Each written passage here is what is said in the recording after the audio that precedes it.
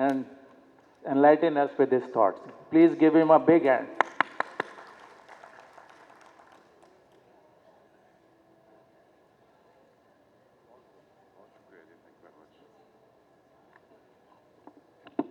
A'udhu billahi minash shaitanir rajeem. Bismillahir Rahmanir Rahim. The President of Institution of Electrical and Electronics Engineers Pakistan, Dr. Suhail Aftab Qureshi, Chairman of IEEEP Karachi Center, Engineer Khalid Parvez, the Managing Director of Badr Expo, Mr. Zuhair Nasir, the Convener of IEEEP Fair Organizing Committee, Engineer Ahmed Zubair, sponsors and exhibitors, ladies and gentlemen, and something I get to say very rarely, which is my fellow engineers. I'm Assalamu alaikum. Absolutely delighted to be here this morning to inaugurate this very significant exhibition of electrical and electronics products. Ladies and gentlemen, in my previous role as Commerce Minister, I was a very frequent visitor to this facility. But the real role of this facility, which also is applicable to the IEEEP fair, is that whenever I came and saw the products or Pakistani industrialists, whether it be in textile, in many other fields, car parts manufacturers, IEEEP, these fairs served for me another very important role, that was as an antidepressant, because all of us tend to get upset, disappointed by where the country is going and our current roster of problems. But whenever I came to these exhibitions, my spirit was lifted and my heart was delighted कि यार कोई तो काम कर रहा है, कोई अच्छा काम कर रहे हैं. And whenever I see very significant improvements in products every time I came. So my congratulations to IEEEP for organizing this fair. This expo has suffered a great deal because of the COVID crisis in 2020 and 2021. And I'm also delighted that in 2022, the commercial and exhibition activities are once again picking up pace and will be able to go forward here. Ladies and gentlemen, I've been in Sindh, this is my 7th day consistently, and I just wanted to share other anti-depressing stories because there's much to be depressed about. But I began last week by visiting Thar, and the Thar coal-powered electricity generating plants. The Angro Thar coal is already operational, and very soon we expect the Shanghai Thar coal to also begin commercial operations. There are also two smaller projects, the TEL project and also the Thal Nova project that are coming in. So another 2,000 megawatts of electricity from Thar coal is expected. And there again, my spirit, which wants to be lifted, was lifted there in Thar coal because it's a tremendous sight to see, ladies and gentlemen, that Thar coal, which was a distant dream or deemed to be unfeasible or not extractable, now 2 blocks are open, and it is a sight to see, first of all, the coal pits that have been dug, which of course spread out over kilometers. And I'm again reminded, I was reminded last week when I was there, कि ज़रा नम हो तो ये मिट्टी बहुत ज़रख़ेज़ है साकी. Thar coal was something that we were unable to exploit for nearly 70 years. And now, alhamdulillah, you can see with your own eyes that the resource is there.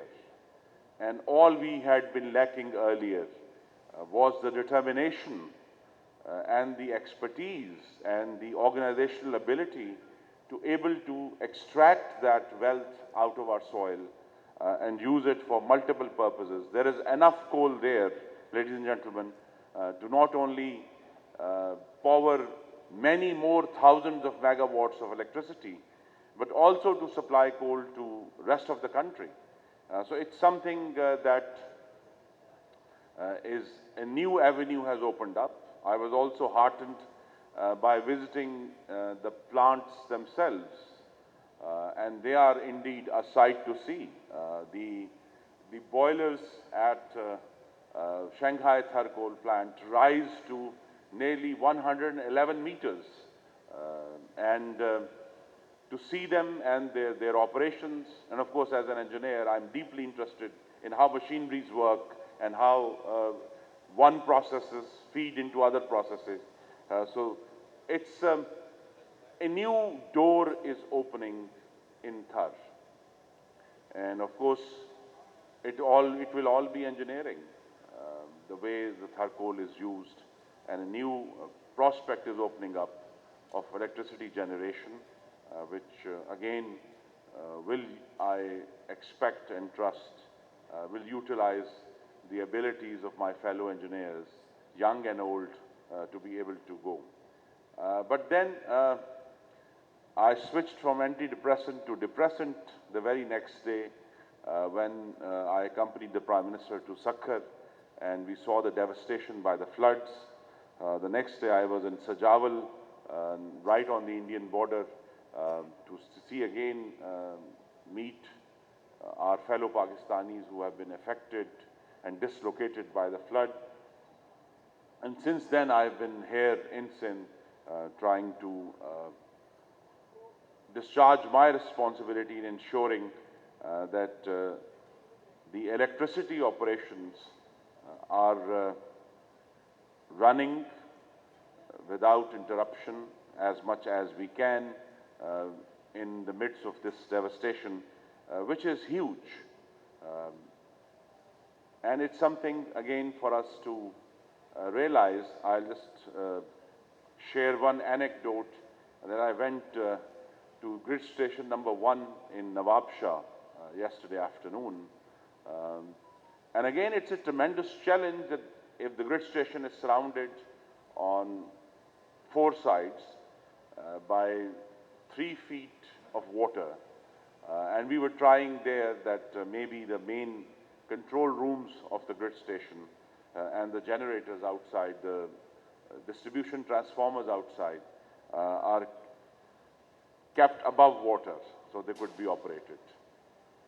There are tremendous challenges here, which of course I will be looking into, and the engineers that are employed will be very much occupied in the coming days and weeks. So there is much to do, and as Thomas Paine said hundreds of years ago, and I say this to you, that whatever you might hear or see around you in our country, and most of the news is not good, but Thomas Paine said that let us begin the world anew. हम दोबारा से एक नई दुनिया शुरू कर सकते हैं. हमारा दीन भी यही कहता है कि अल्लाह ताला की रहमत से मायूस नहीं होना चाहिए. And that's what Thomas Paine is saying. He's saying, let us begin the world anew. So I say to my fellow engineers, let us begin Pakistan anew, and the things that need to be done anew, and not to be shackled by the current processes or the current ways of doing things. I'm faced with this almost every day because, of course, I will not look after, but at least occasionally monitor our electricity operations across the country. And most of the infrastructure, ladies and gentlemen, is from the 60s and 70s and 80s. And it's something that has not been upgraded to reflect the efficiencies 21st century has brought to us. So it's something that for us to strive for. Yes, extremely easy to blame the government for all ills, but nothing stops us. And I say this with all humility, that however bad your government may seem to you, nothing stops you from striving for excellence, ladies and gentlemen. And it's something I have to remind myself daily, that whatever constraints one might feel are there, one must strive every day and try to reach excellence. As Churchill said, the empires of the future are the empires of the mind. And when he said this nearly 70 years ago, we didn't know it, but now we do. That the empires of the future are the empires of the mind. And as we all like to believe, engineers have good minds, ladies and gentlemen. So we should find new ways of bringing efficiencies, find new ways of creating robust engineering solutions to the problems that confront us. And perhaps the biggest problem that confronts us today, which was encapsulated beautifully by the poet T.S. Eliot, who said, "Where is the knowledge in the information?" Where is the knowledge in the information? And now, again, he said this many decades ago, but today it's more relevant than ever. Where is the knowledge in this information? And where is the wisdom in that knowledge? So, and the engineer's job first is to extract the knowledge out of the data that is surrounding us now, the onslaught of technology and information systems. So our first job is, of course, to extract knowledge from that information. And if I may be so optimistic, that some of you will have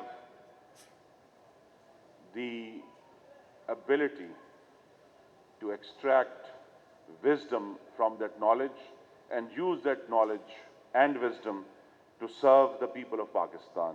I once again congratulate all of the exhibitors and the organizers and IEEEP Karachi chapter for organizing this very valuable exhibition. Thank you very much, ladies and gentlemen. Pakistan Pindabad.